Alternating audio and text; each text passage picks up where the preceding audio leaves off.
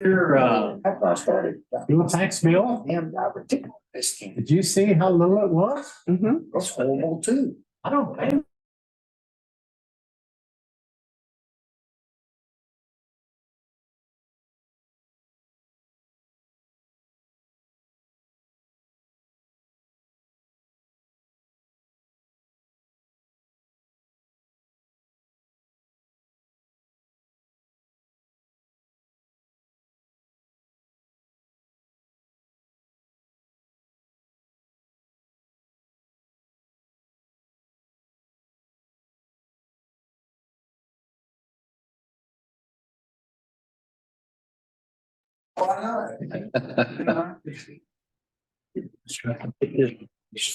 Here.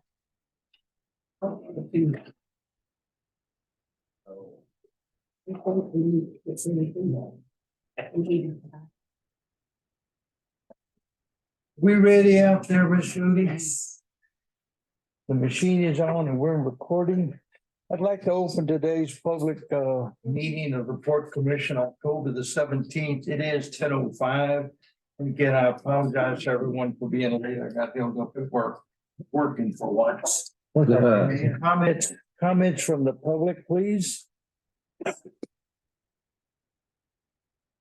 You know, there's a Zoom call.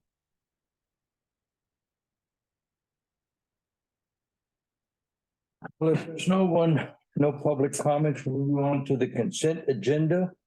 And that's approval of the minutes of September the 19th, the regular meeting.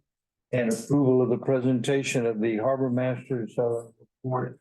Agenda item 2, we have a motion from Mike McGuire to approve it presented. Second. A second from Raymond Butler. All in favor, say aye. Aye. Opposed? No, nay, motions carries. We'll do now the financial reports of agenda item 3, A, B, C, D, E, and F. Tariff report, account aging, payment reports, revenue and expenditure reports, balance sheet, profit and loss cash flow report. Hi. Have a new presenter. Yes, I'm the new senior accountant. I haven't got a chance to meet all y'all, but Name again? Brittany. Brittany. Welcome. Welcome, welcome. So it begins on page 22 with the tariff report.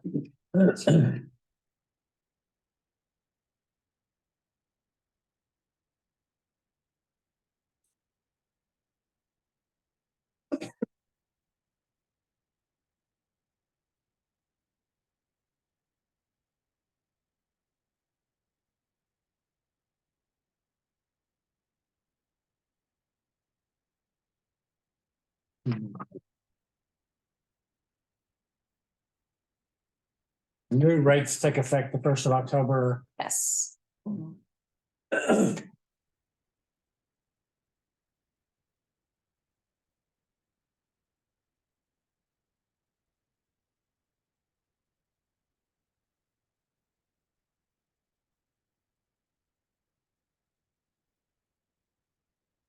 Have you and Rachel been working on these in the past or just new to you? I've been working on it in the past, it's kind of new, but the tariffs before. One of the things we look for is just ask for changes, or if you notice something, hey, y'all need to look at this. This is up, down, sideways, whatever it may be. You notice something, and not just in the tariff report, but anything in our financial. Move on to the tariff report itself. Bloodworth's gone, is that right? No. They're not gone? I thought they were talking about moving. Where are you at? Bloodworth, I was up at the back of the financial, middle of financial. Like to. The dredge is still there. That's what I was curious about. I hadn't ridden by there like. Okay, I was thinking it was gone. It was the end of our daily. I don't know before. I'll get a report here in a little bit on that one. There's no comment, then we'll move to the aging report.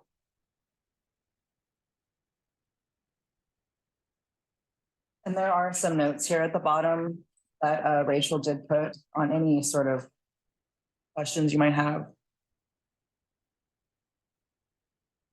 Mr. Cox, is that, any new developments there? We have not received the third letter. Rachel did call the post office, because it's been kind of a good while now. I think we sent the first letter prior to the last commission meeting. Anyway, she called the post office last week to check on it, and it's en route somewhere, the receipt back to us. So, as soon as we get it, we'll get it up, try to get it off the office.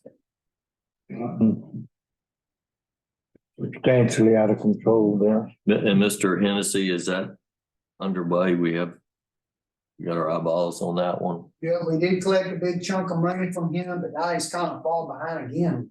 That. Now, always the question is, what's the boat worth? Is it worth messing with? We probably get a little, it's worth more than what he owes right now. Okay, as long as it's got that boat there, we can get a hold of and auction off. I mean, I'd like to collect the money, but We've had limited success Yeah, I know. on all those actions. I think just being noticed, if you can go get behind it, we'll take your boat and auction it off. So we don't have to deal with these people in the future. These other two down at the bottom, I think. We underway with that one, Alan Madden. Oh, that's the one that took off on. Well, anything new to report? He was supposed to have been blackballed at all the harbors, but he wound up, I believe, in Palacios. And Palacios has, not cooperated, said, oh, well, we're not your bill collector, so. But it's better them than us still struggling with it. Well, I'm assuming we don't need to do anything new to, Sound like maybe they're doing well by getting the letters out on time and yeah. pushing on it. That's keep that rolling that way, so we don't have to worry about it. Okay. Go on to the payment report.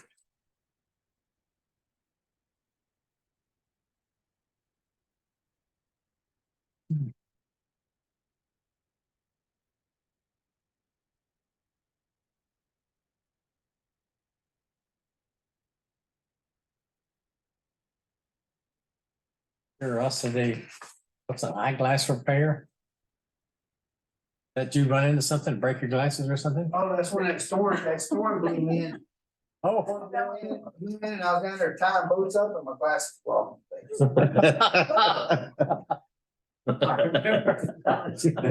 You didn't just dive in and go get them? You didn't just dive in and go get them? You were scared. At least it took a long time, but I see you got them back. I finally got them there about. Yes. It's been a while. Let me send you off to Costco, it's $200. Yeah. I bought 6 or 7 pairs of I thought he them. was just being cool. He always wore sunglasses. Being somebody in our teeth. Move on then to the balance sheet, property tax distributions.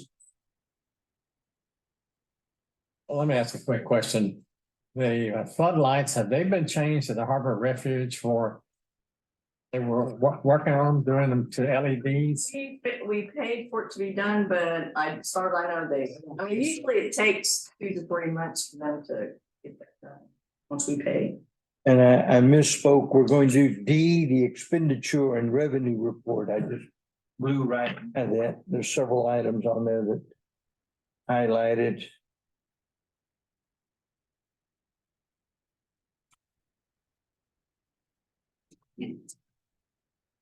Also, our boat slips, the charges are starting to slip up on the nautical landing. I'm guessing somebody's running a couple of air conditioners or. Yeah, that's a lot of. Do you know that, Jumbo? On the nautical landings, boat slips, essentially the electrical's up some. Where are you looking, Jim? On page Like 36. 36. We gotta go back.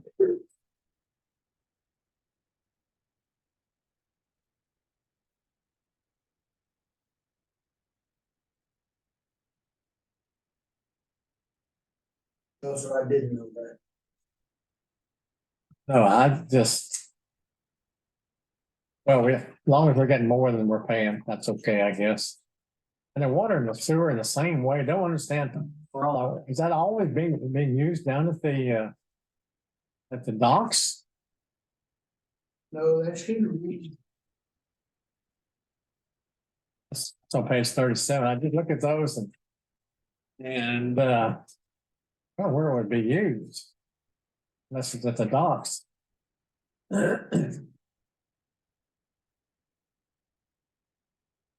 We haven't had any leaks and repairs on those water lines, have we, of late? No. The thing we had was, and that goes back to the building, Rick and them were chasing sewer problems at the marina building. Well, I've used 20,000 gallons a month at the house, which is about a $250 a month bill, and so these must be 3 to 4 times that. I just wanted to say again, I would just check that, see why we're using that kind of water. I don't know where it'd be used. Like somebody just said it turned on and running it into the harbor. Is that just the notable lines? I don't think so. I think so, I yeah. don't think so. But yeah, it is. I have a spreadsheet that will tell me, all the accounts that are associated with book managements. I can get with Karen and ask her maybe why that's. Yeah, it just seems excessive. We got That's almost double in July, but. well, there's something going on, because that's a lot of water. That's probably 100,000 gallons. Well, in July and then it drops in August too, so something that happens in July. Well, I'm saying that even at $750, that's 40 or 50,000 gallons, and it's difficult to see where they would use that. Unless there's something running. I'll get with Karen and the water. Ask our tenants if they notice anything running. Well, I haven't seen anything, and I'm You're all. a tenant, aren't you? Yeah, okay. You know, Yeah, we'll those- figure out where that's coming from, Mhm. exactly. Move on then to, again, agenda item B, revenue expenditure report. This is not a final report, it's not audited, but this closes out our year. Well, I mean, there's still gonna be things that come in October. So you're not gonna get a final number probably for your December meeting. Because we're still waiting on equalizer and other things to come in through the month, but this is. For the most part, the end of the year.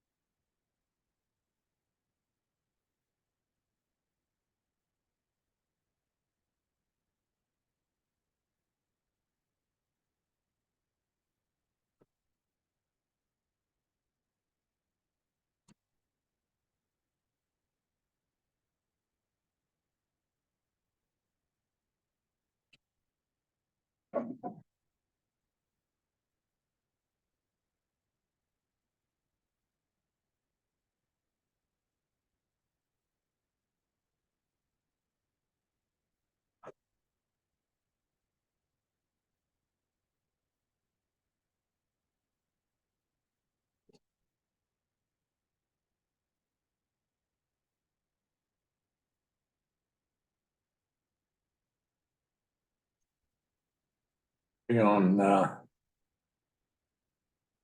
balance sheet yet? Are we there yet? No, it's not. Sure. I was saying, are we doing balance sheet? I had a question on the balance sheet. Okay. Your year-to-date actual exceeds the amended budget on page 42, contracted services. What do you do with that?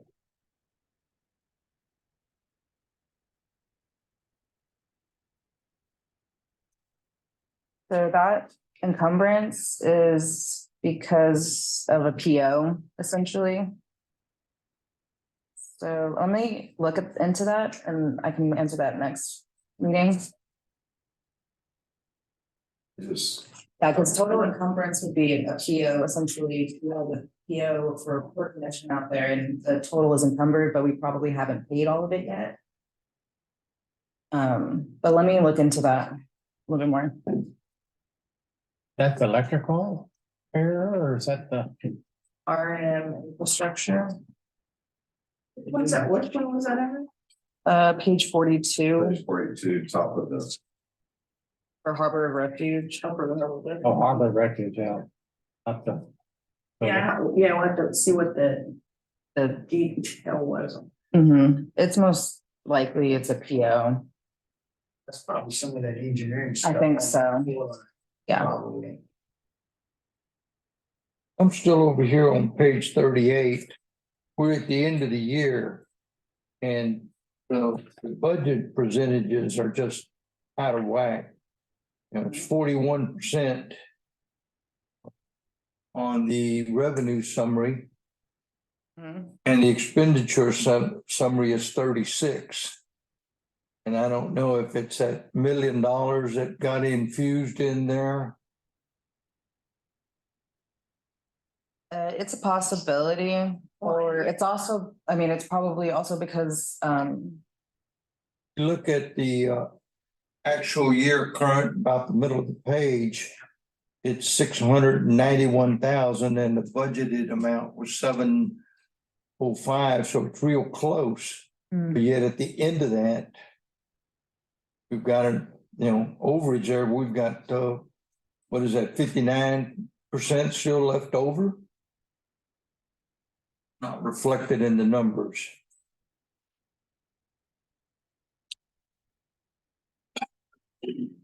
I think that might also have to do with the fact that the year is not technically closed out. So as our AP is doing, and as revenues keep coming in this month, those percentages will change. As we accrue them back to September 30th. Yeah, I mean, 722,923.80 is actual revenue and currently, and expenditures is 715,411. Which is net $7,500 basically. But as you said, there's still things that may come in and. Well, between the two of those, we're about 92-95%. But yet the Well, as you percentage see, of I the think budget doesn't reflect that. in the budget, we were actually budgeted to go over. Everything, but we netted $7,500. But I just question it because I know you took a big hit on the bankruptcy and the tenants that didn't pay. well, I mean, this is not gonna reflect any anticipated revenue that we didn't get. I mean, as far as actions, yeah. On the, we budgeted an amount in anticipation of major tenants, and between the two of them, we're probably 125,000 negative. So the revenue stream of the revenue budget ought to be negative something. Rather than 41. Well, we're over on the revenue because of the daily rate. Sorry. We're over on the revenue, I think. Yeah, we are over. I mean, well. I mean, that $1 million. Guess we're missing that money from. Well, that's why I said it doesn't look like a true number. We'll have to, That's why I look at the snapshot there. Let's see a little more. Get to the snapshot, I guess. Detail. Didn't mean to drone on that when it just kind of so out of whack. let's move on to the balance sheet, please. I asked a question why we wouldn't have more of our money in Logic because the interest rates are so dramatically different. Is there a reason for that? Jody, do you know why we, I didn't get the question, what? well, we've got cash and 273 in cash, which is getting 1.5% from the bank. And then the Logic is 5.25%. So I was curious why we wouldn't just run our cash down. And our operating needs are not near that. We can look at that and visit with the finance committee. Yeah, it would be. Yeah, I don't, there's a certain number of days we need, I know that. But that 4 points difference in the, almost 4 points. Do we have a major debt that needs to be paid shortly? Our next The building? in February. But I would need to go look at the schedule to see. if- We have encumbered money, so. Kind of what I was thinking it may be. So that's basically interest rates on cash that we have. On cash, it's 1.5. Right. First National, and the others on Logic, it's 5+. 5.1 or something like that. I mean, we will be getting here soon, working on some of that $1 million, because I know I've got, we're working on pay requests, but that's an in and out. For the engineering for the resiliency project. We have debt service on our note, but that's not until like February, I think. Yeah, that would get us a few percentage points now if the interest rates are finally up a little bit. 1%, you don't worry about it. That's a good point, though. Well, there it is on the next page, encumbrance's 210. You're sitting on 270, so you've actually only got about 60,000. Well, I can't tell by looking at this what those encumbrances are. How far out they are, yeah. Yeah, I don't know what that means. I have to look over the snapshot. Snapshot does give a little bit of view in that.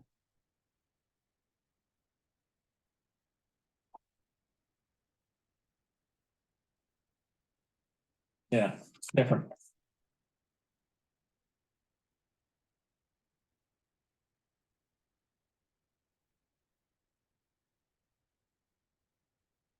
I'm trying to capture all these on to-dos. That's your engineer come out.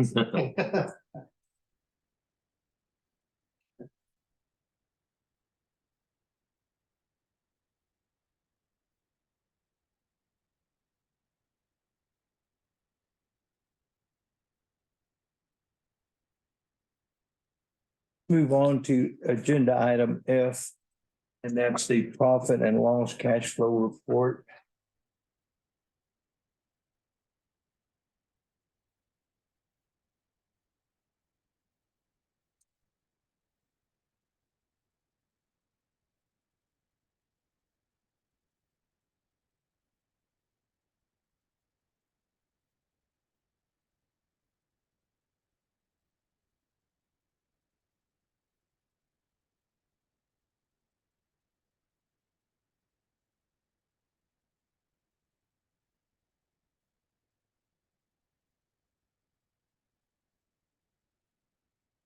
And then also, Jody, could you go back and see what's in the overhead allocation? It's about 10 grand a month, so 7, For the what? the overhead allocation. Okay, Just, what does that consist of? I think Jim's salary may be in there. I don't know for sure. It is. Okay, well, that's probably a 75 or 80% of it. Yeah, it should be any sort of personnel services and I think Rachel's is what, 30%? Rachel's does not include them at all. Anyway, that just needs to be looked, and then once getting into the new year, let's make sure that we're, Do we? The combined effort of the board and Jim and Jody and our finance director, we're still, even with that $100,000 plus loss, we're still about $20,000 over projected budget. And we projected 705 and we're showing at the end of that 722. So we've had a good year. Could be better. Chase and keep a better eye on our money, It'd have been 8 something, but yeah.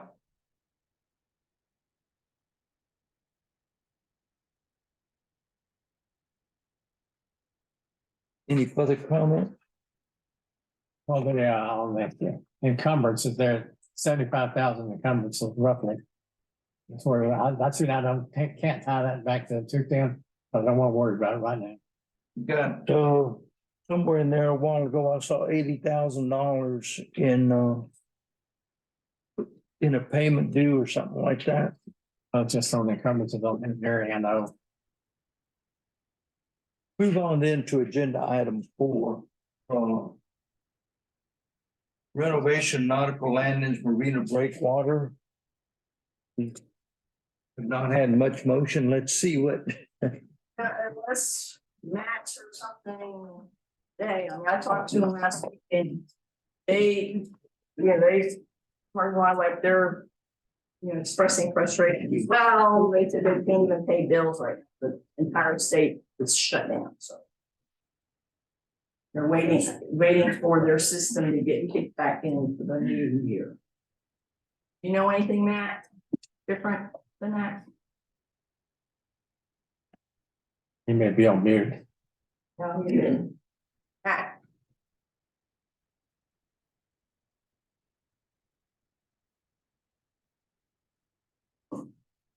Yes.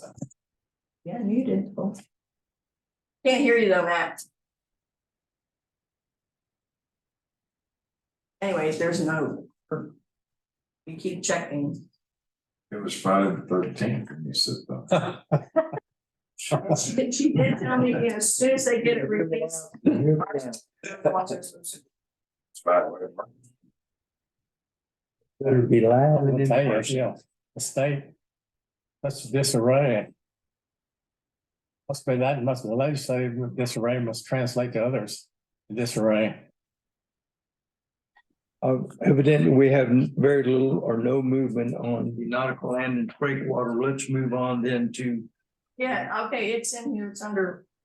Oh, that was which one? Go ahead. Sorry.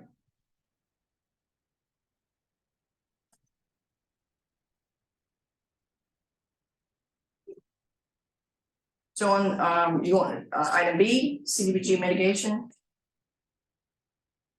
Ma'am, going to the next one. please.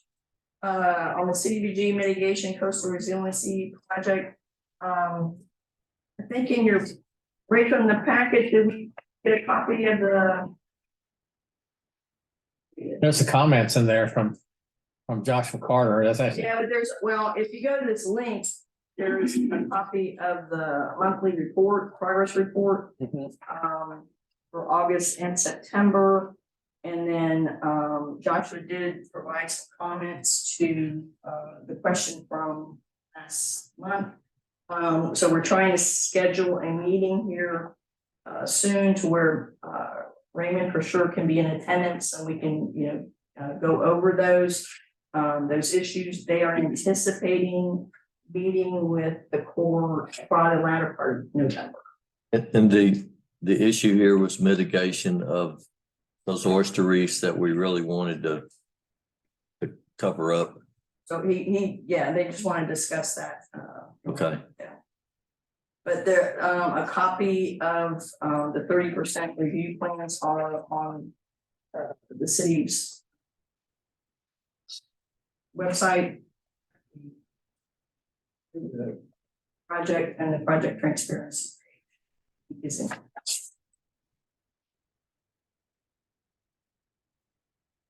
So that's moving along. The school project, which is the next one, and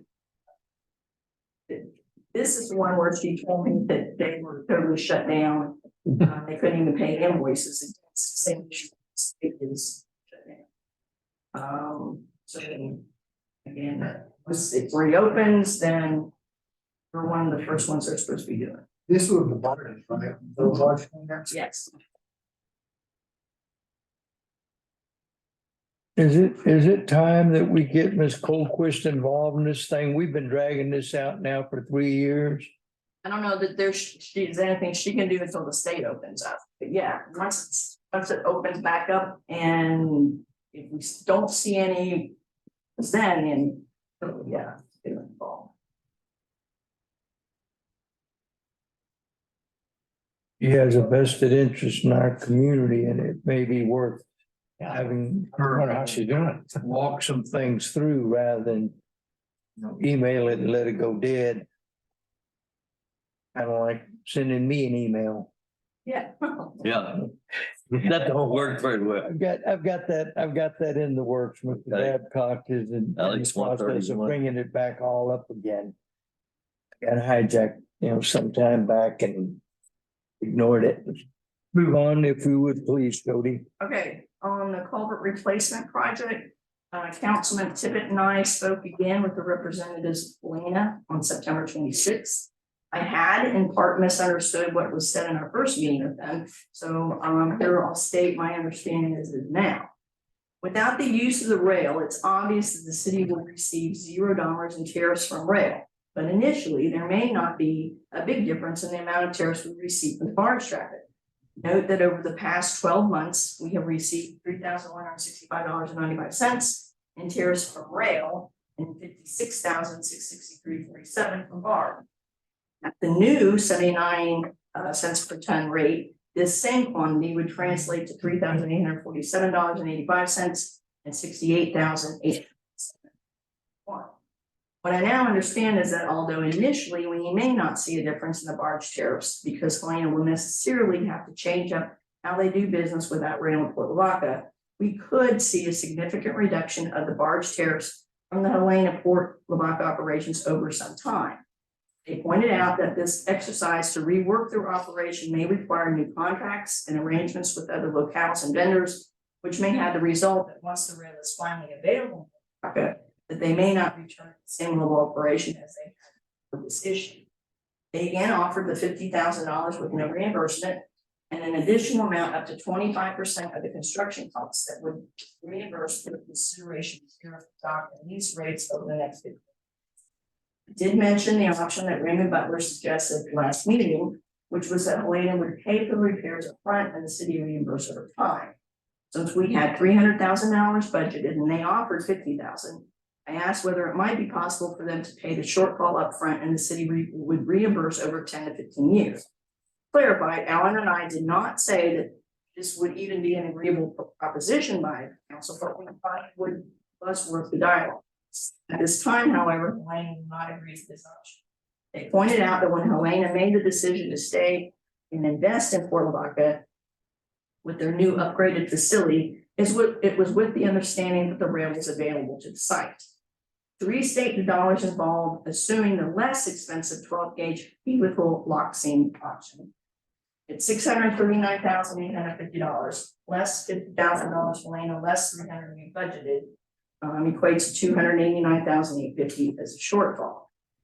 Considering Helena's offer of 25% of this amount, that would be $159,950. So $639,850 minus the $300,000 budgeted minus $159,962.50 is basically $180,000 additional general fund dollars that are needed. $109,962.50 of that, $159,000 would be reimbursed over time.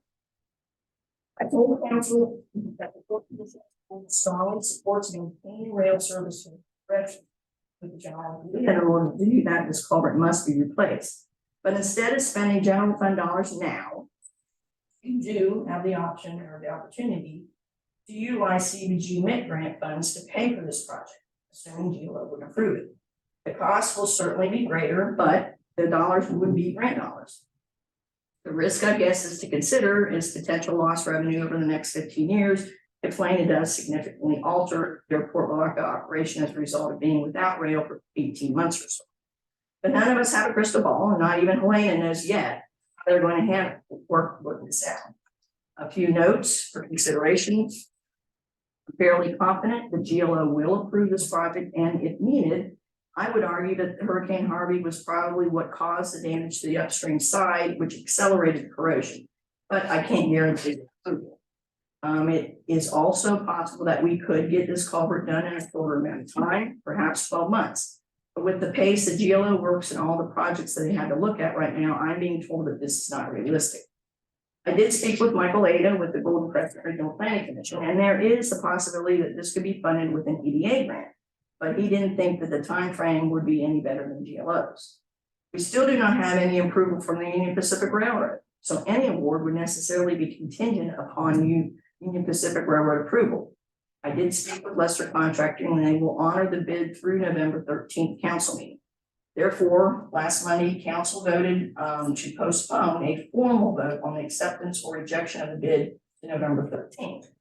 Council did, though, approve including the culvert project into the scope of application to use CDBG MIT funds. And this application is due on October 20th.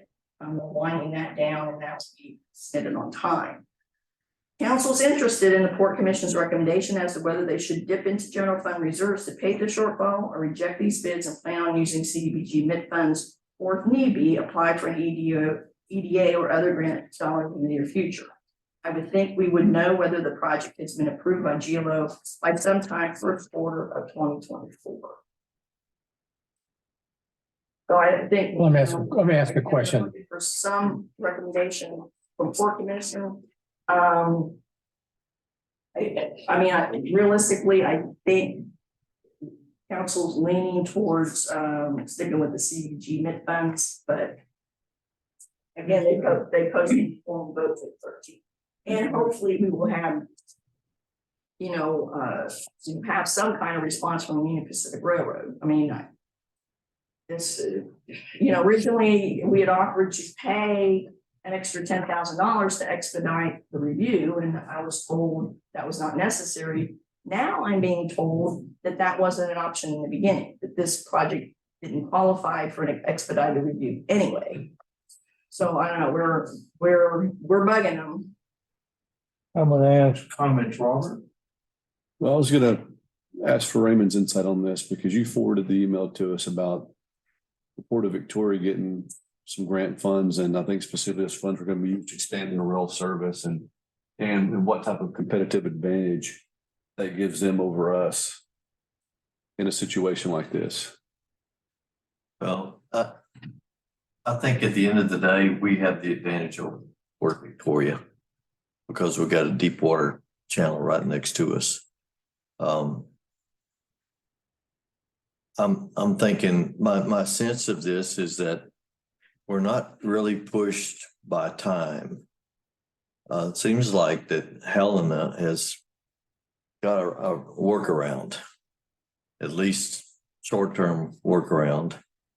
And I'm thinking that maybe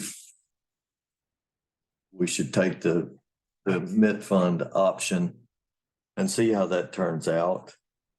The main thing in my mind, Rob, is that let's don't do anything that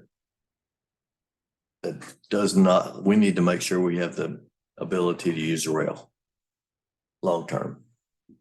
Right now, I'm not so sure that rail is all that critical for us. Seems like things have been worked out for at least a temporary solution. And as things change and the economy changes, and who knows what's going to happen in the world, Helena may change their view toward helping more financially. I do not think so. Well, I understand that, Jody, but none of us know what's going to happen. It may be even more clear they don't want to do anything. But my feeling is that Being realistically based on. I understand, and you're probably right. But right now, I guess I would tend toward trying to lean on the grant fund option and not spend this money right now. Michael? Well, I'm totally in favor of the grant funds, period. But I've also been looking at their lease. You okay to talk about that? Yes, sir. In their lease, it says they will assume 100% of costs associated with rail. Really? Absolutely. Okay. That's a new piece of info. However, it will be a fight So the question is, we get the grant funds, Well, don't worry about it and go on down the road. But in their lease, I wish I had got a copy for you, but you just go in and read the lease. wow. It says they will assume all costs. That's And then the city will have no liability with regard to rail. at the very least, that's a lever that we can use against Yeah, I it. think we need to be careful using it. You know, I don't feel comfortable in my, I don't read that, but I've read that, from what I've read, it's, any new rail and any additional rail it that's. says any cost with regard to rail transport into there, period. I mean, you can look and read it. If I read it and I've shown it to a couple of people to read.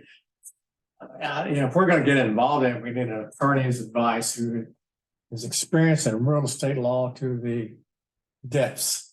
To understand that, because it's kind of a standard, but in the middle of it.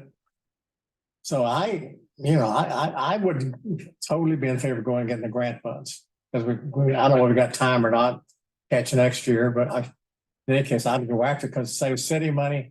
Go on down the road. We're gonna have to rebid it though. Is that right, Jody? Regardless, So if, with the CDBG funds, we start all over. okay. Yeah.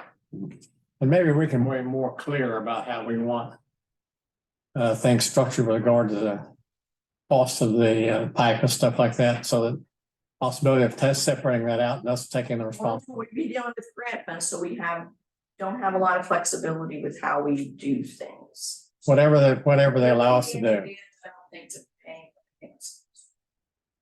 Larry? I think put it off, it's gonna raise the cost, so we don't need to fuss about an increased cost. 600,000 is gonna be 900,000 by the time we get done. And to me, it's an important thing, so, waiting on the grant funds. I don't know how many of us will be on the board by the time that gets done. I mean, it might be another year and a half if we're lucky. So and that's before you go through the process. And then you got to bid it. And then what's the bid going to be? Right now we have an amount. We have a total. It's not good. You got Helena willing to pay for part of it. And what's going to happen in a year and a half? We got a deal we know. We're waiting on a deal we don't know. Maybe it's a great deal. Maybe we don't pay any money. Maybe it's $1 million and we're out of Helena's not doing it and whatever else. So, and so to me, I guess I would go with it now. I mean, if it was up to me. Ms. Sue? I agree with Larry. I have to agree with Larry. I just pulled up the ace in the hole and talked about Ms. Colquist. We've had struggles for quite a while with grant monies. And this workaround that Alina has or talks about is going to be more than the 50,000 they're offering. For them to reschedule their barges and boats and rails, trucks and all, it's pennies. I do believe that we can get more from them. But as Larry said, I think the cost is where it's at right now, and it may be to our advantage. It's big money, but the future, 2 years, 3 years from now, when we finally receive our grant funds, what's that $600,000 going to be? Will it be $1 million, $1.5 million? Quick question. It's difficult to spend that money, and I thought I read somewhere about a crystal ball. We don't have one, but we do have a good tenant. They're playing hardball with us. If I was at the negotiation table, we'd get more out of them than that, but I got kicked off to the side. And I just think that workaround is more than 50 grand. Quick question. Okay, so we're talking about a rail spur. Okay, I need to lean on Raymond because you're the expert in this area. We're talking about a culvert replacement under this. How many linear feet of this rail spur are we talking about? Is it 1,000 linear feet, 1,500 linear feet? What's the question? Is the rail spur only services Helena's No, it's, we own it from the, It services From the the port 10-9. commission and the city's property, not just Helena. our refuge. Okay, so Yeah. Dead ends at the harbor, but Helena's right now the only one that's Using able to use it. Or Uh, they could use it. Using Yeah. We could get another tenant in and just put a barge rack in there or something like that. Absolutely. Loading rack, but Yeah, we've not marketed that. And so the answer is yes, it's available. We own it from 1090 south all the way to water. okay, so what is the value of the rail spur as it sits right now? Let's say that the cost is $300,000. We put it in there. Right now, Helena's revenue generated what, $30,000 a year maybe, or For 90? the rail only is 3,000. $3,000. So we spend, let's say, for $300,000 and get $3,000 of revenue. Let's say we have another tenant, major tenant wants to come in and utilize the rail spur. Are we gonna have conflicts with that rail spur if they want to bring their stuff in at the same time Helena does? I don't know enough about the rail spur. I've used to see a single track. So if somebody wanted to have their rail cars in there at the same time Helena did, there'd be a conflict, wouldn't there? Where's Jimmy when you need him? Yeah. This week. This week, yeah. You know, And so- as I understand, Union Pacific Railroad is still in charge of. And he said, once you lose it, you'll never get it back. Oh, I'm not saying give it up. I'm just saying, you know, To me, there are some. Fix it, we're giving it up. Yeah. That's the Right. point. That's That's the choice right now. If we don't fix it, we're saying we're not going to, we don't care about it.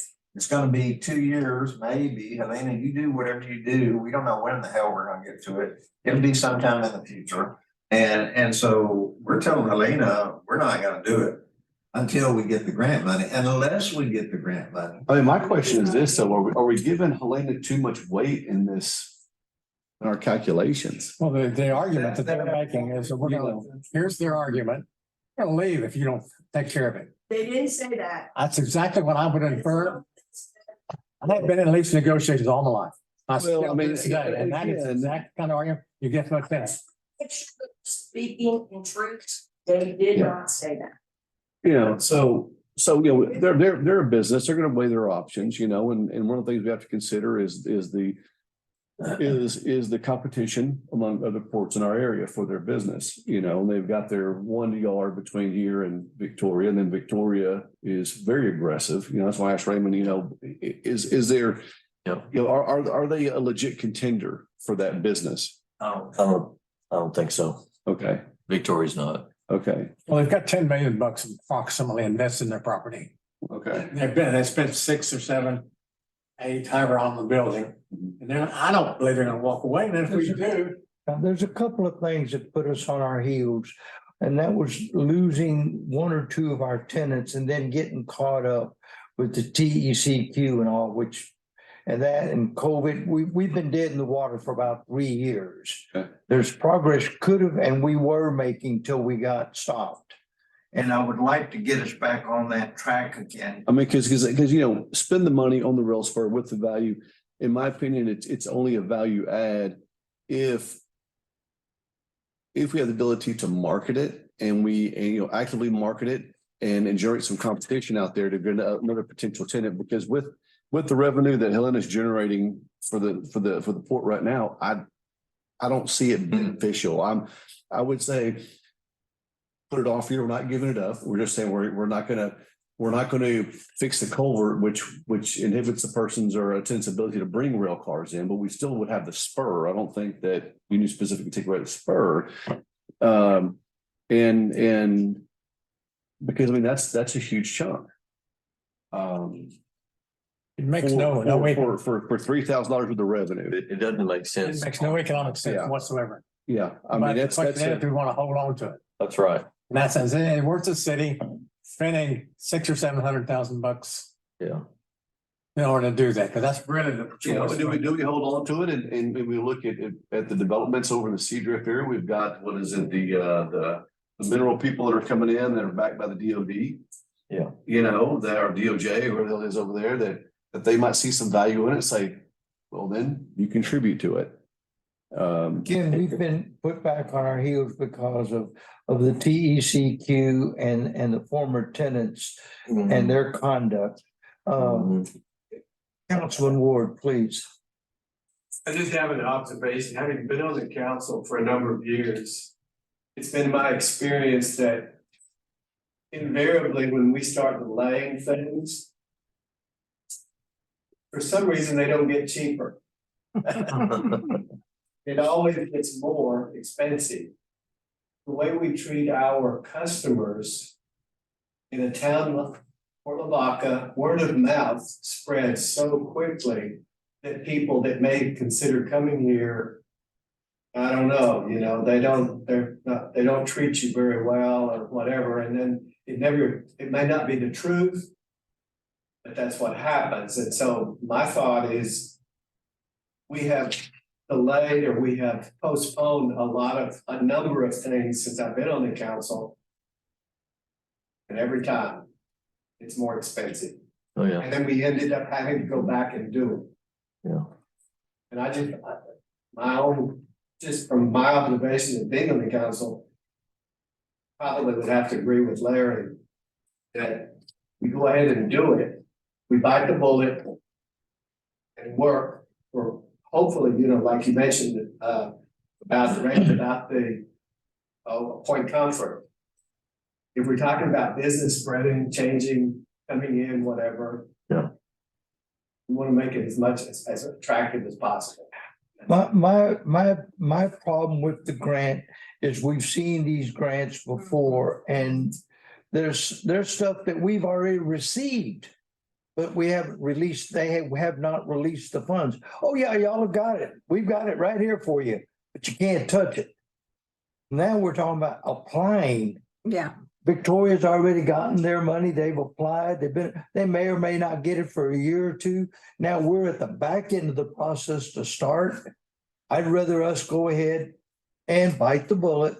I would toughen the negotiations because again, their workaround, I believe will cost them more than 50 grand.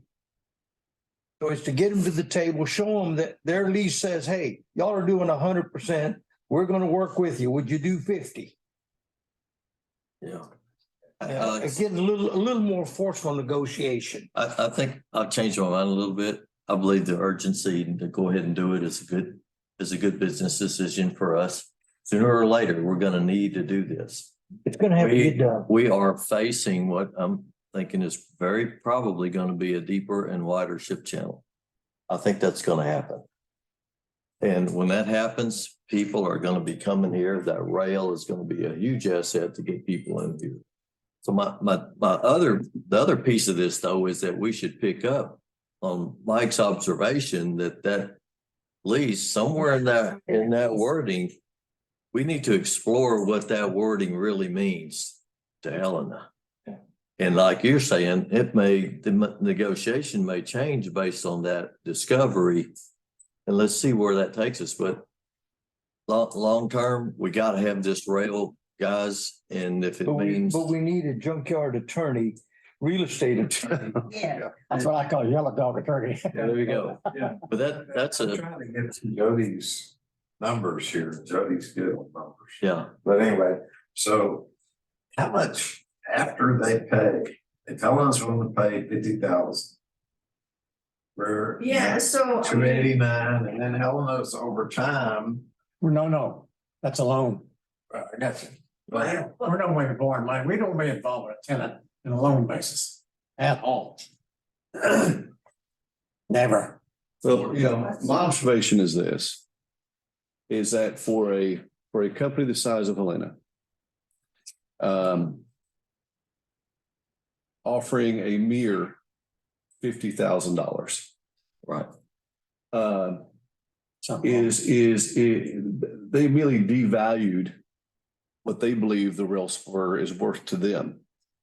And so if they're serious, there's no reason why with their pocketbooks they couldn't pay half. They couldn't go half, we couldn't go half. If they see the value there. I mean, because we've got small businesses here that could pony up $50,000 if that rail spur is that important to them. So I think that was just a bad faith offer to try to make us happy. And Yeah, leave us alone. Yeah. Go away. Yeah. I agree. I We agree. had that happen with GBRA. GBRA put up $50,000. They put a sign up at the front of the Meyer Community Center and gave us 10 of that $50,000 just so we would go away. Like you're saying, it's not a good faith offer. Yeah. Again, So, we fix it and then we renegotiate what that rail spur's worth now, negotiate the rail. based on our, in the rail spur. That's a good point. Yeah. And the question is if we can build the lease language up, and it was 100%. If they're gonna use it, which they may come say, we're just not gonna use it. We need to open that door. Well, I would love to have a good attorney. I mean, I'm a really good attorney and I understand the language. Because to me, I read it, reread it, looked at it. To me, we come down to the basic point. I'm thinking this differently than you guys. I wish Helena paid 100%. But Helena came in here, they built what they built, and the rail spur was working. And they expected the rail spur to continue to work.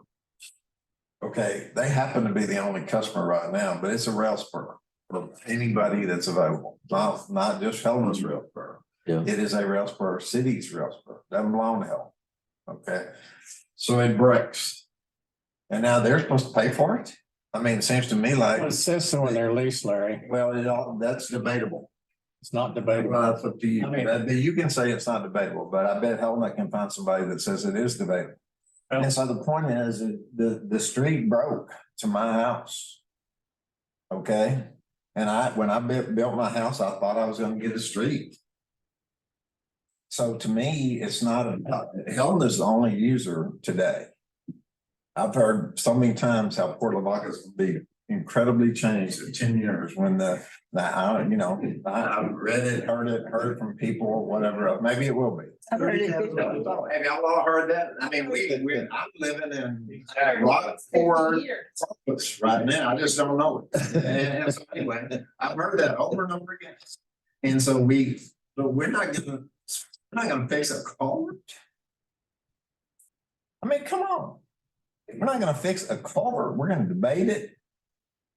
I mean, that doesn't make sense. I mean, to me, if we're gonna be this dynamic place that's gonna be so different than we are now, we're not even gonna fix a culvert, or we're gonna say, you fix it.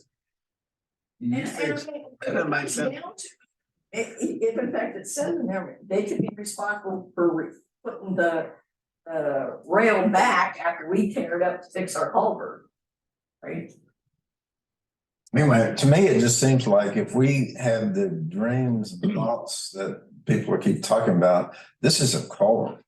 I mean, it's an expensive culvert. It's a big I threw investment. GBRA under the bus a minute ago, and I'm gonna do it again. They told us by 2025, their statistics said we'd have a population of 30,000. Instead, we decreased 1,000, and with the school kids. We've had a lot of discussion. 50 or 70 years. Yes, I ma'am. have heard Yes. every generation say, as soon as this old generation dies off, we're gonna grow. Port Lavaca's gonna become something. Well, it's time for this old generation to die off and let something happen. So I'm in favor of repairing it. I guess I'm looking for a recommendation. From what I've heard, we've had some change of heart. I'm looking for a recommendation to send to council that instead of dilly-dallying, we just move forward and get it done. And then we'll figure out what the dust settles when it happens. I so move. I so move that we recommend to the council that we go forward with the current bid and. Not rebid it, just go forward as is, spend the general fund. We actually, the Port Commission, and thanks to the grace of the city, we made about an 90,000, we'd have had a $200,000 profit this year if it wasn't so bad. Let's move forward with what we got and see if our revenue stream doesn't improve because of the rail spur along with the other amenities. To that motion, would we consider adding something like, let's investigate this lease wording before? I think we need to do something right away. Larry, Yeah, I no think we need doubt. to go forward with it and then work with Helena over time, whatever, but I mean, I'm not. I think this one sits by itself. Yeah, Either we do it or not, then we can always, yeah. Okay. So we need Alright. two motions then. We need two motions. Be to recommend the council to go forward with the repair of the culvert with the bid that we have currently. I'll second that motion. We have a motion and a second that we recommend the council to move forward with the current standing bid on the railroad culvert repair. All in favor, say aye. Aye. Opposed? No. We have a nay from Mike McGuire. I need a motion from you. Okay, I will, help me say this right. You're gonna hire a real estate attorney to review. Yeah, the Port Commission, No, Dawn, is that the what- Port Commission recommends that we employ knowledgeable real estate attorney to investigate the terms of the lease with Helena and then determine the course of action after we've done that. Period. Second. Have a second from Repeat Mr. that. Fox. We have the council hire an appropriate real estate attorney that knows The lease. real estate issues, specifically the one that you identified, and that we investigate that for later recommendation to council once we have that info. Well, from my feelings, we don't have our current city attorney is not qualified. Exactly. No. I agree. That was his We motion. approach- It's motion. Hire someone extra. Side. We have no stroke, but that's okay. That's our recommendation. They can take it or leave it. They'll do what they want to with it. That's our recommendation though. Okay, as long as I think we need a separate attorney, so if that addresses that, that's what I asked for. A This motion is intended to mean we hire an outside attorney that has been vetted for his knowledge in this area. Don't just go hire anybody. Well, a good real estate attorney should be okay. It's Okay. not railroad, doesn't have to have railroad experiences, because it's the language there is very generic. It just says if there's any costs associated with railroad, they will assume them. So that's my motion. What is your motion, Raymond? My motion is that the Port Commission of the City of Port Lavaca recommend to the Council of City of Port Lavaca that it hire an appropriately vetted external real estate attorney to study the issue of the lease and the wording of that lease. And then we will decide how, See if we move forward. yeah, and we will make an appropriate recommendation to council after we know that. With regard to the rail service. With regard to the rail service and we're with regard to this lease. Yeah. With Helen. And Ms. Sue seconded that. All in favor, say aye. Opposed? That motion carries. All right. We're gonna move on from the culvert replacement to agenda item 5, receive status report on special projects. Agenda item A is a voluntary restoration project at City Harbor. Jody? Okay, the voluntary restoration project, as I mentioned previously, it's the net grant application is due for it. Will include a request in this voluntary restoration. In that application. That's that status. Next, phase 2, ESA, the Harbor Refuge, with my being out nearly a solid week with TMO conference. And wasn't able to get field notes for the application track for the tracks of 16, 17, and 17, 18. And John Ho was on vacation, so yesterday, I'm about 90% done. So I've just got to finish that up, get that to him, and then we can get this one. It's really, as you recall, we decided that the deed restrictions would be limited to the area of 16, 17, and 17A. It's just taken a little while to get all the documentation to firmly get that in a form of accurate. So it does not include the gun range. Correct. 16, 16, 17, and 17. See, We agree. I just always gotta look at the video. Well, get that in my mind, but okay. No, I mean, So- tell me if you want to change your mind, but last. No. I want Yeah. just the area that's. But my understanding last time we was already done, but because you went on vacation, it didn't get done. You guys didn't tell me to do it till the last meeting. Yeah. So I couldn't have had it done by then. She went on vacation. She was at the TML. Yeah, no, last meeting it was done with the entire site, but then the, Port Commission voted and understood that it's the limit to 16, 17, 17, 8. That I did not, I mean, I didn't hire a surveyor to go survey it for several $1,000s, so I can do that myself. It's fixing for a while. I read the word vacation, but that was John Hogue that was on vacation. But being a TML is a party, so I'd vacation too. Defer, huh? Demonstrations, it was. It always was a party, lots of wine and whiskey. They like the wind. We were awarded the bronze level scenic city. While we were up there at TML, we're a finalist in another Texas Municipal League Excellence Award. All right. It wasn't a party. Celebration. Way to go, Jody. Good progress. Agenda item C, discuss submittal and proposal, Matagorda Bay Mitigation Trust Response Request Proposal for 2023-2024. This was due yesterday at 5 and I got it submitted mid-afternoon. I put a copy of the application tables just so you can see what we did apply for. The council did authorize me to submit a match up to $300,000.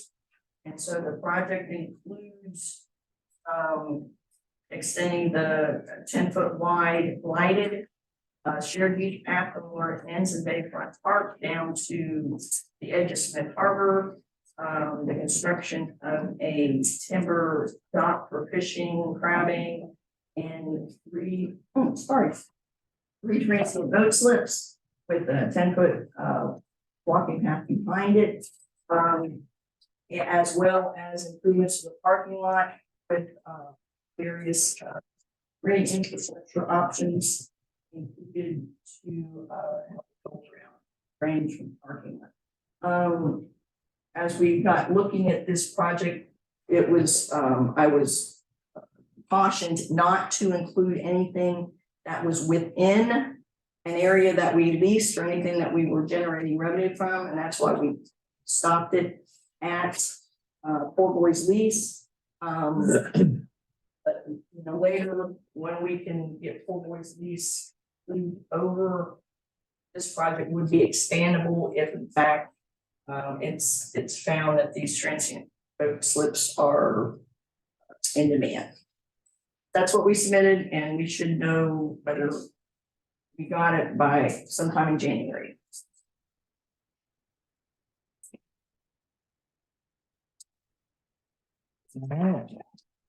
Move on to agenda item 6. Receive Harbor Master's Operation Promotion Development Activity Reports. City Harbor Nautical Landings Building, Nautical Landings Marina, City Harbor, Smith Harbor, excuse me, and Harbor of Refuge. James? All right. Well, City Harbor, the Haynes Group came in after the last Port Commission meeting that Wednesday. We ran that line. And identified some issues, so we think we know what's going on with all that. So we just gotta get, I guess, Public Works to get over there and get that corrected. So. You said. Nautical Landings Building. We're just about through with that project with the exception of the telephone and the cable boxes. Still trying to get those moved. I don't know if we will ever get telephone people over there. Frontier. Yeah, I don't think we'll. I think Bearfoot's just gonna be. Yeah. So I just don't think we're gonna get them over there. So that's just about, that's all that's left on that. We've been working on a new lease for Spire Tech. I think we're gonna talk about that here. A little bit down, yeah. Nautical Landing Marina, we got the S floating, pulled out of the water. Last Friday. The abandoned boat's still there. Horizon Environmental has been there 17, to probably closer to 18 or 19 times now. Since the last meeting. And the last couple of days. And of course, Smith Harbor, we talked about the Matagorda Bay Mitigation Trust earlier. And on the refuge, LCI, we're still hauling fill dirt.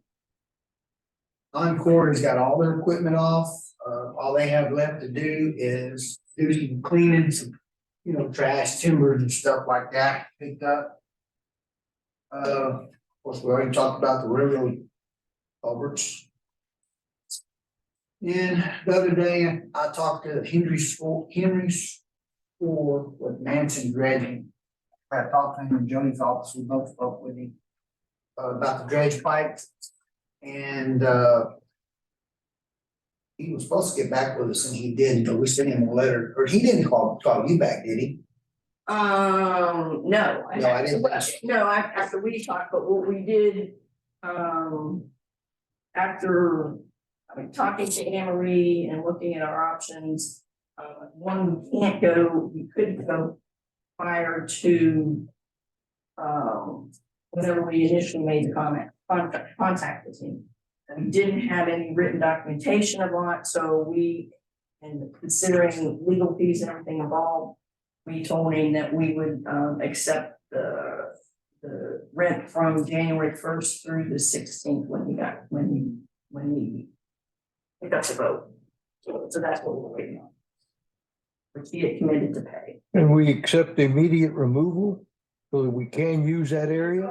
It was removed last Oh, January. was it? Oh, no, this is the other one. This is the Which dredge one? pipe. This is the dredge pipe. Oh, the dredge Yes, pipe. yeah. I was talking about the one. You're talking about, that's, They just got it out of the water. Oh, really? We're up on their land? Office and we called him and we spoke to him and then we sent him a demand. Yeah, he hasn't called back. Yeah. I got mixed up, sorry. Let's, Jimbo, the dredge pipe situation at the harbor refuge, there is no more floating dredge pipe, is there, right now? It's all been out of the water. No, it's all gathered up against the shoreline. Okay, so it's still in the water. It's still there. Okay, then, There's an encumbrance to Encore, who has that property leased. So again, it's the revenue and the immediate removal of that pipe that we've been discussing now for Well, a year. we explained in the phone conversation that John Bogle shipyard was paying $250 a day for that dredge. right? And I think he knew that. Didn't he? I don't think he knew You that. don't think he knew that? But he didn't know about the pipe over there, because I think I had talked to somebody with Manson a long time ago. I couldn't remember who it was, and it could have been this gentleman. Have we approached the fact that they've been blocking that water frontage for a long time and we're gonna charge them? Yeah, well, again, we can't go back. Can't retroactive. They're trying to go back, just trying to get it removed and some payment. Our documentation, we've got documentation, we put it in the file that we made the telephone call on whatever day we did. So we can start charging from that point forward, but we just gotta. It's not can start charging, we are charging. And they need to remove it. I mean, I'm just saying the attorneys are telling me it's not that straightforward, because it's not a barge. So It doesn't matter. It's taking up bulkhead space. on the attorney's advice, right now, we're just trying to get communication with them, he wants to get it. We're just trying to see, and if he can't, then come up with some kind of agreed payment. The interesting thing is that we own the property and they're trespassing. If we give that, The trespass laws, It's telling me, yeah, what have we lost? We've lost revenue. Where? We've got- What We have, Well, they're trespassing and that's a legal argument. in full. okay, So, well, and all they right. haven't come to us and claimed any damages or whatever, so that's what she's asking me. Well, I will tell you this, Encore's got pipe on the other side of the shoreline, because they can't put it on the property they're leasing because. so, I mean, if the push comes to shove, I mean, at some point, they need to document something to us claiming the damages that then we can go with, but at this point, our primary focus is get it gone. This junkyard real estate attorney we're talking about needs to look at this issue also and get it off our back. We've been fooling with it for 2-3 years. It's just way too long. We've been way too lenient. Our attorney is too easy and we're too easy with them. The marine industry would never put up with this. All No way. the attorneys I've talked to, there's nothing we could do before November 1st, 2022. That's it. Well, it's done. That's a year ago. Let's move forward. Yes, from that point on, we don't have any, I mean, we only found out not too long ago that this pipe was even tied to the boat, The dredge. the dredge that is being paid for. But you're not giving me warm fuzzies saying, hey, we're gonna go after it now that the time is set, we've addressed it, we found them. Within legal restraints that I have been given, yes. Need to move forward. We played with it for way too long. You were on 5, Jim. Okay, the aerial spraying, we've talked about that, so we can get them out of there. Lay down there to spray. An agenda item, yeah. Okay, I can't have something else, I didn't touch this. Kevin Frankie with, Mexico called me, there so though. And, Alcoa is looking to take more mulch, mulch, next time, mulch, they can start hauling back. They should be mulching in the next month or so. In fact, I talked to them at TML and they said that, yeah, they're on the schedule with Republican, it should be pretty soon. Can I ask a question? I might have missed this. Have we been through City Harbor already? In your report? That was the first thing we did, City Harbor. We were thinking about something else. On number 4. What is this? All coming from the drain? Is that what those trucks have been down in that area? So that was that was that CCTV bunch, that Ames bunch.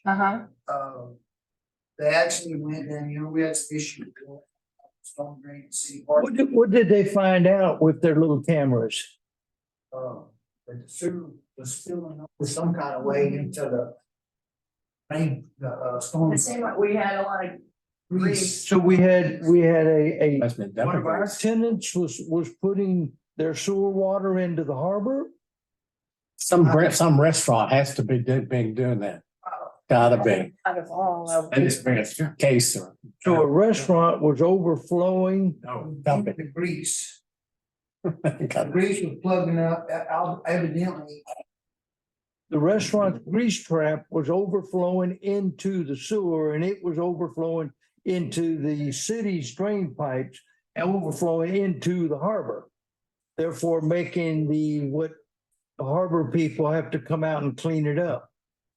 And I would add too, in asking the question, living in that part of town, sort of over there, there is a definite terrible smell to the water. Turn the faucet on, and I'm not the only one who's noticed it. But it's like the cold water in my bathroom. I turn it on, it's definitely has. So to me, a besides identifying smell. the grease where it was coming from, have we got a commitment to get it repaired, or is that the cities, or is that the CCT people? Who's going to stop that from happening? Yes. Yeah, with the public works. I'm sorry? Public Works and Okay, and they also did another, did they do Sue's? Cause they did another drain pipe?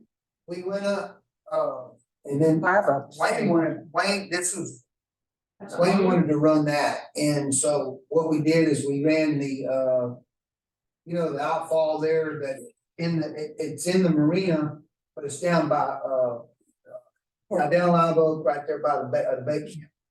They ran that back up and, they went past Guadalupe. Yeah, they went past Guadalupe Street, there was water running, went past Guadalupe. They continued up Live Oak to the next street, I'm not sure what that is, that's where Jan Regan lives on the corner there of Live Oak and whatever. There was no water there. Colorado. There was no water running there, so they backed up. So the sewer lines are busted and we're putting E. coli into the harbor then? there was a sewer Issue. leak. I think. Wow. Thank goodness we're not responsible for that. I don't know if somebody will figure out a way for us to pay for it. So they haven't identified the restaurant yet. Haven't identified the restaurant yet that's open. We need to look, I mean, I've got the videos, I haven't even had a chance to look at them. It's just, We're on vacation. I don't know, I may leave on this. After today, you may go. I don't get it. if it's grease to be, I might want to leave it on the health department because I'll tell you what's happening is, when you have restaurants, you have what's called separators, supposed to catch the grease. And they're supposed to be, you know, sucked out every so often regular basis. The busier the restaurant gets, those things will fill up. And all of a sudden they're full, that grease just flows in your sewer. And so the health department's supposed to go there and check to make sure that they're getting pumped out, but that'd be easy. They have some time, I know, and I don't know what's on that, but they do have a grease tank out there. Yeah. That's used grease. What we're talking about is stuff that when they're washing their dishes, stuff goes to their sinks and stuff. They have it in the separator, but it's rarely that restaurants ever keep up with that stuff and they fill up and all of a sudden that grease just bypasses like a full septic system. But it's Robert, it goes into the sewer system, but obviously our sewer system is leaking because it's coming out of our sewer pipes into the drain pipes into the city harbor. The thing that you really got to worry about though, as we get colder weather is as that grease bypasses it and it gets into a cold sewer pipe, it'll solidify. Oh, wow. Yeah, it'll solidify. Yeah. Okay. That's not our department, is it, Larry? Amen. That's a quick question about the City Harbor. So Sir, I have observed people staying there all night. Have you observed that? staying, Yeah, I went by there the other morning, no, sir, I have. 5 o'clock, and there was a car parked there. Sometimes I think they leave a car over there, or a car or two or three or whatever. But I have never seen lights Okay. in their, And I'm aware. in their camper. I've never seen lights. Oh, and this is about 5 a.m. and there was, I don't. Unless they have dark shades or something. I haven't seen. Yeah. I haven't seen that, and I don't go. Let's get on to important stuff. Well, that's important to me. Agenda item Yeah. F, to-do list, Raymond Butler.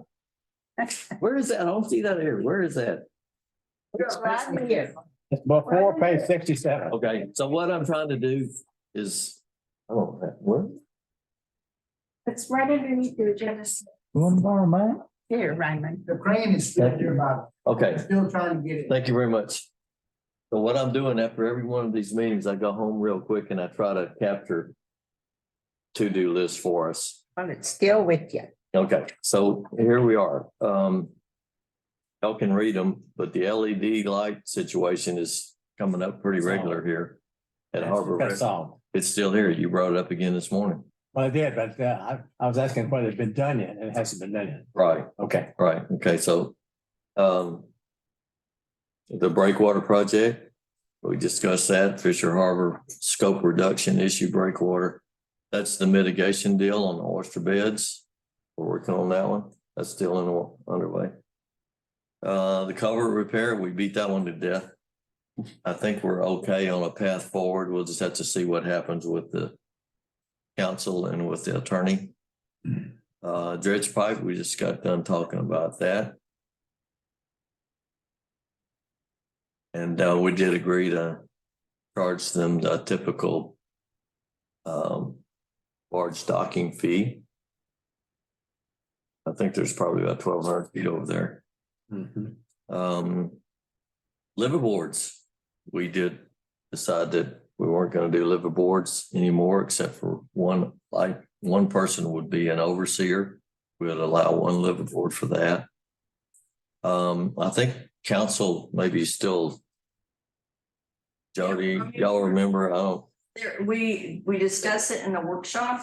Yeah. And there wasn't any conclusive consensus. It hasn't been brought for a vote, but the general consensus at the time was first step, they thought we needed to go back and put more meat into our rules, or not what the tenants sign, regardless of what we ended up doing. But so that they recommended a first step to go back and look at our rules, which we've got on the agenda. Quite honestly, we haven't had a chance to do a whole lot with that. We were collecting rules from other entities.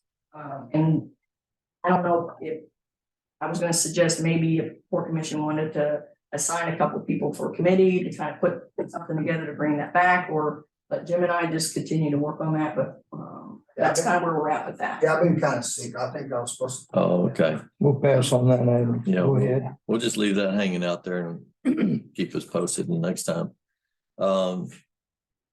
Janitorial fee, a portion per square foot. Yeah, we dealt with that in the Spire Tech. It's done. Okay, the faulty sanitary sewer system at Nautical Landings building. Any progress on that? Did you get that addressed, Jim, or is it still? No, not, well, we thought we did, but we don't. This building smell like it's real bad just a couple of weeks. So I don't know where it's coming from. I don't know. If it could possibly have something. What the building was? It's from south. I was kind of wondering if it could have something to do with the other issues that. Okay, that one stays on the list. State designation request for commercial use. We talked about that 16, 17. That's right.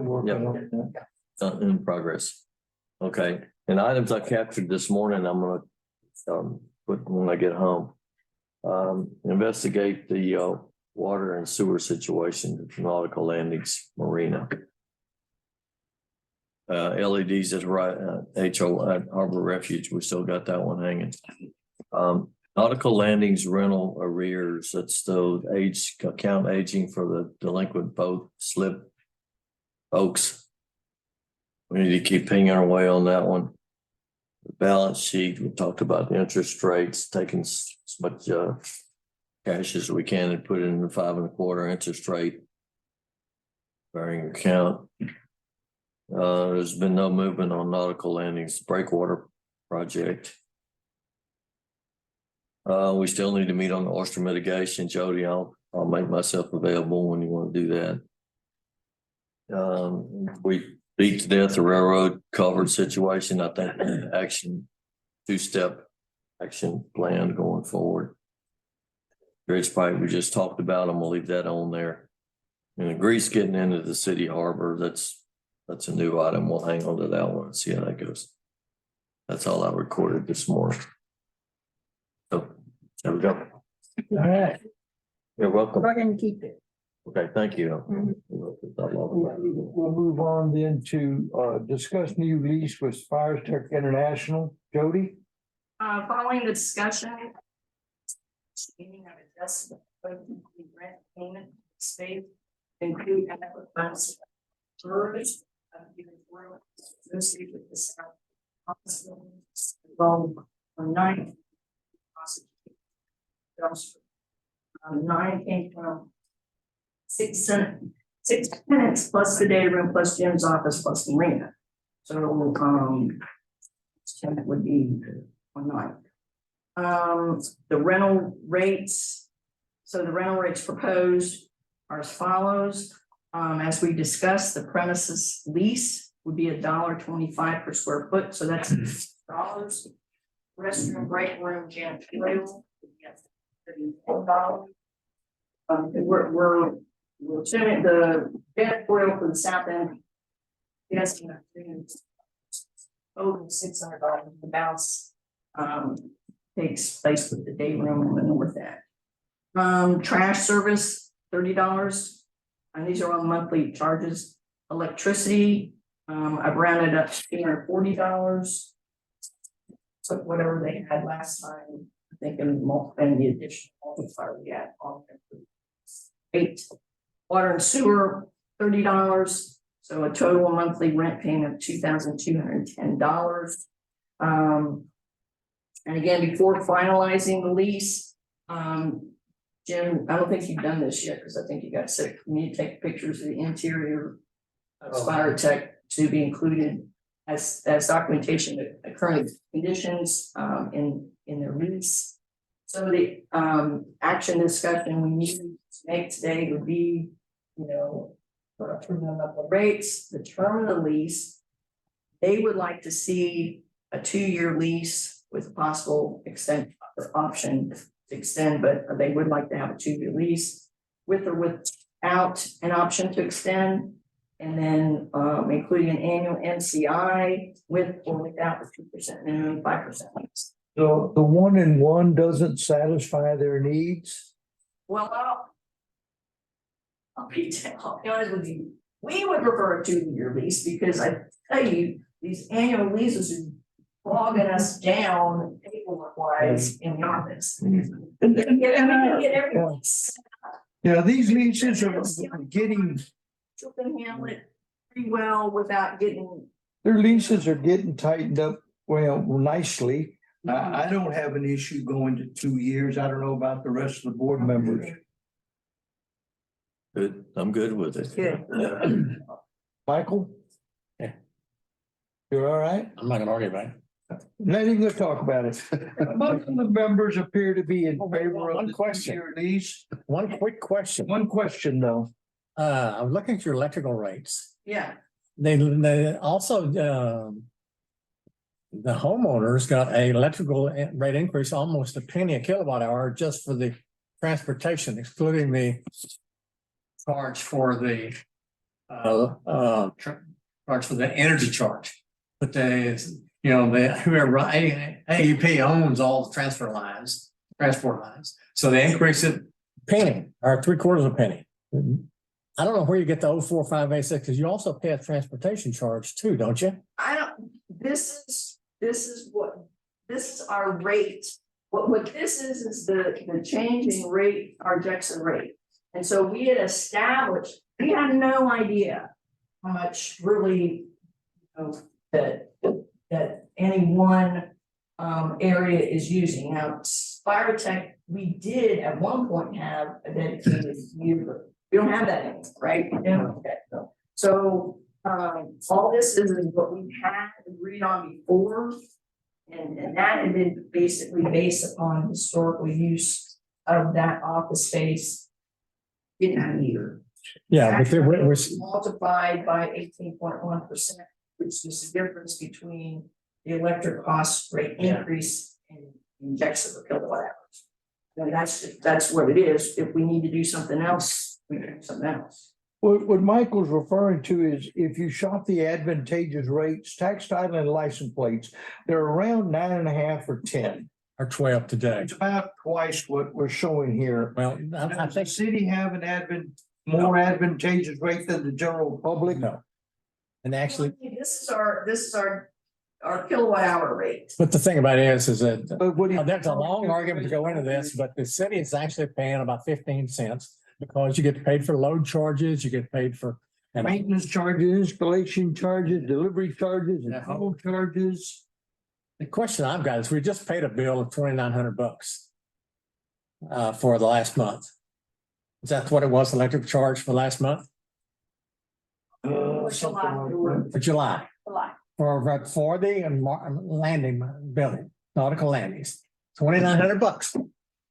If you go by their percentage of their square footage, which is the only way I would know how to do it, they have about 20% of the, yes, they should be paying $500 a month based on that. Now, then, that's my question. I think it ought to be looked at. Because I think, again, we're undercharging what we're going out of pocket. The city is. That's all they don't want to do. Don't want the city to go out of pocket. But we'll look into it because you got me thinking now. That's a valid argument you've got, Mike. I'll be the first one today, right? Well, you know, that building has 2 meters. Yeah, I know. There's the new meter that we just put on, and then there's the old existing meter on the south end. Well, Well, but, okay, the meter that used to be this. That was the only one that was straight And, up. and All on the- the, it's that we're, if you go back in time, how we got to where we are today. That was, we started with that meter. That's an That was honest- the only meter we had, actually, we could say, these guys were. That's an honest, valid number at the meter.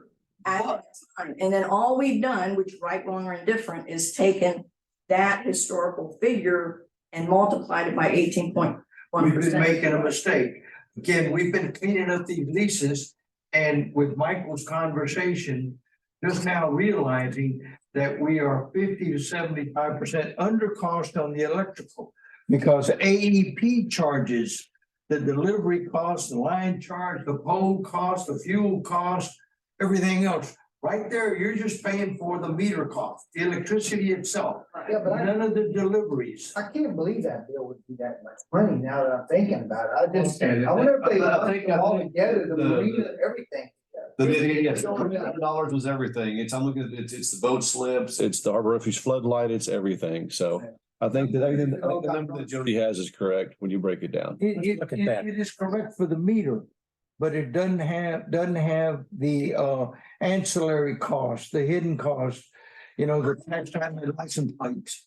20 pages long, it's Yeah. extremely complicated, but. Oh, yeah. Well, they do that on purpose. Yeah. Well, they want to make sure they get their money. They will get their money. We have a recommendation. I don't have a problem with the 2-year lease.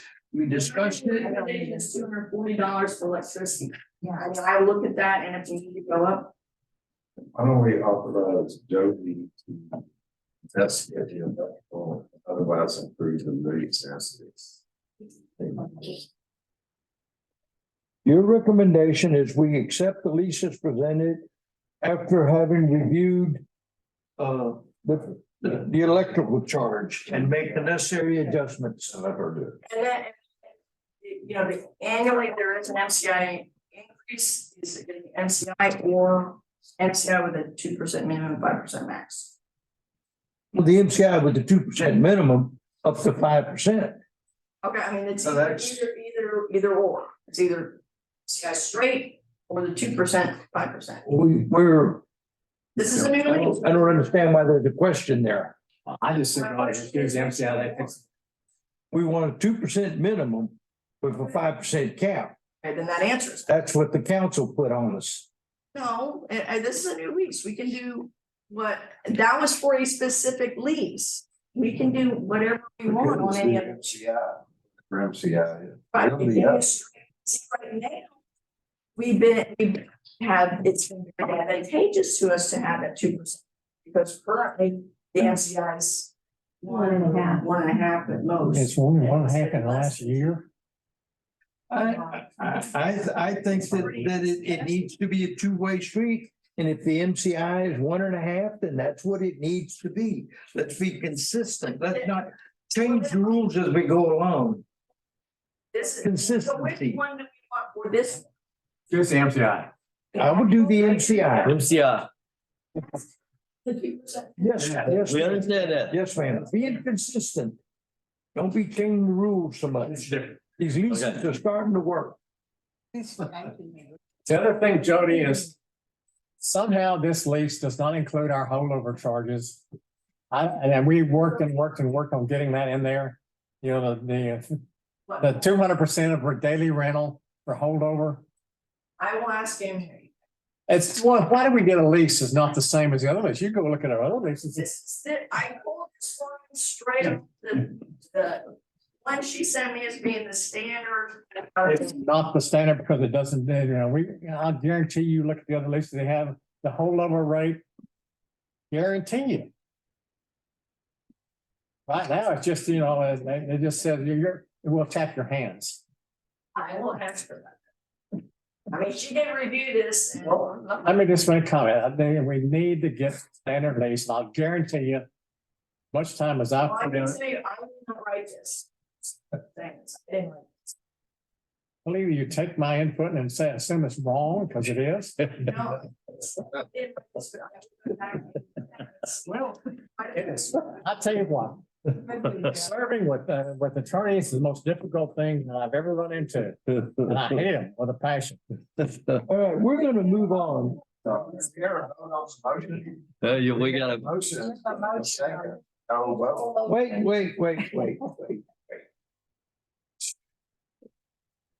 We discussed accepting the Spire Tech lease as presented with Jody's review and adjustment on the electricity and going to a standard MCI. Amen, well stated. 2 years. a 2-year lease. As presented, it says 2 years, Can you accept the electricity? and Sue seconded that. Was Larry first? Yes. Mhm. All in favor, say aye. Aye. Opposed? Motion carries unanimously. Now we go to agenda item 8, new business, discuss revision of nautical landing marina rules. For the rules. We don't have much push. Yeah, I think what, Jim and I got started working on that. Again, trying to put some, more meat, into our rules as far as what they sign. That they've agreed, dealing with, to address some of the complaints we've had in the past.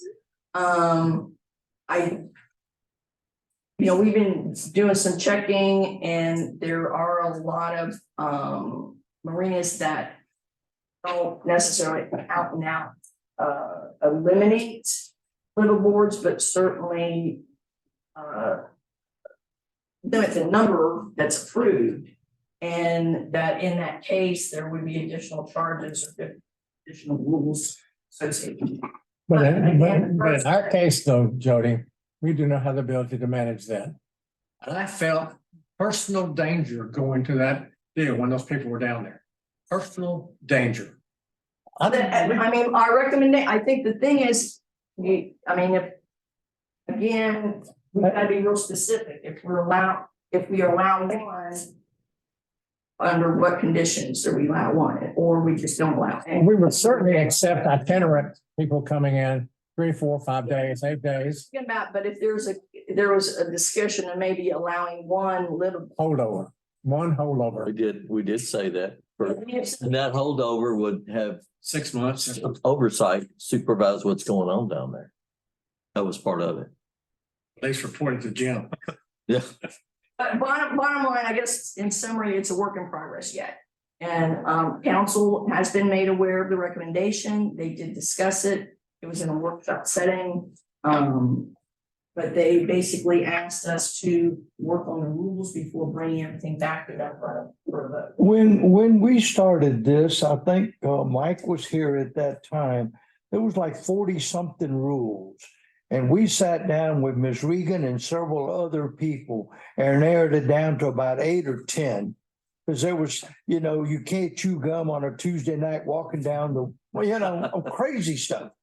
We got it down to the basics. The only real change that we're having now is the liveaboard because of the problems that we've had. I'm sure you've had comments both sides, how grateful they are that they're gone. I haven't heard anything, so that's. Jim. And then you've had comments from people that you wish they were still there. That is not a harbor of refuge. Hopefully that is an enterprise fund where we have people that are able to live on those boats or have those boats and afford them and not a port of last resort which it was what it was before the storm wiped out a bunch of them and what it was turning into again. Now, we're not looking for that type of tenant. We want the mega wealthy 800-foot yacht. Well, That's what I want. And I don't think we're gonna get that until we get a brick one. Well, Mark McDonald will get us there. I know, that's gonna be. Exactly. Get the culvert first. Get the color, we'll make it. Yeah. Okay, I've gone over the top. I've been shot down. We've had a lot of discussion. Moving on to agenda item 9, comment from the commissioners. Mr. Knox?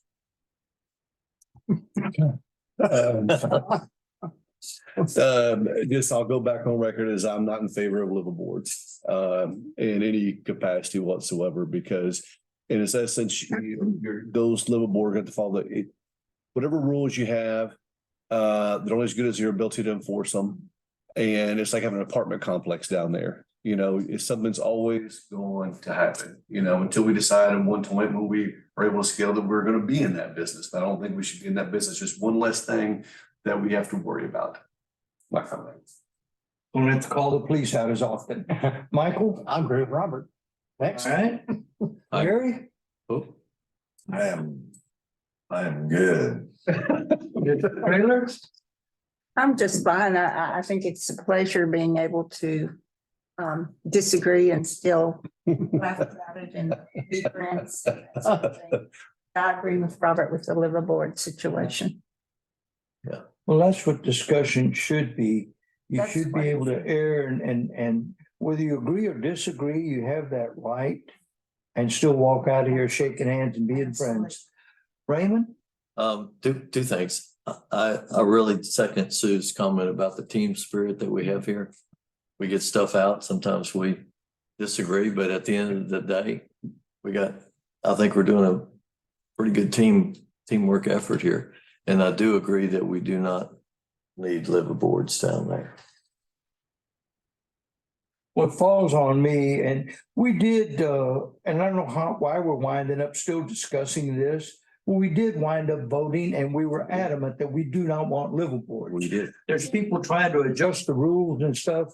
And I don't agree with it at all and don't approve it or appreciate it. With that being said, I'll entertain a motion for us to get out of here. So moved.